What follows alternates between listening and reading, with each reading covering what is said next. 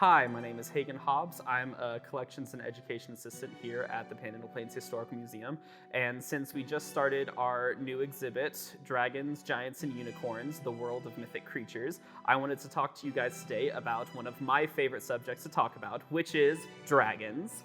So dragons have existed in some kind of myth or in cultures throughout the world. They're depicted in a lot of different ways. Generally, the consensus is dragons are some type of serpentine or lizard-like creature. Sometimes they're just giant serpents, like the Jormungandr in Norse mythology or the Drakon of Greek mythology.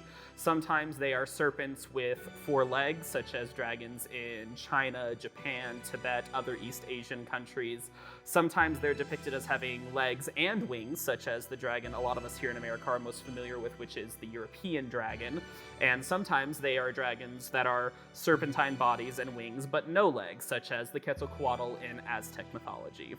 So sometimes dragons breathe fire, sometimes they spit acid, sometimes they have other mystical powers, but they're always creatures that are very strong, very revered, and they can either be villains of stories or they can sometimes be creatures that heroes seek out or heroes themselves of stories.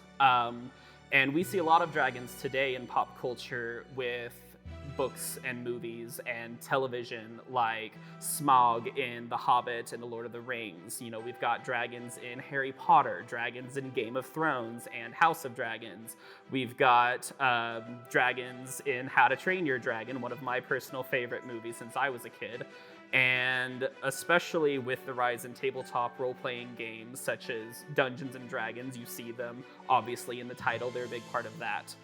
So I just wanted to tell you a little bit about dragons and encourage you to come see our new exhibit.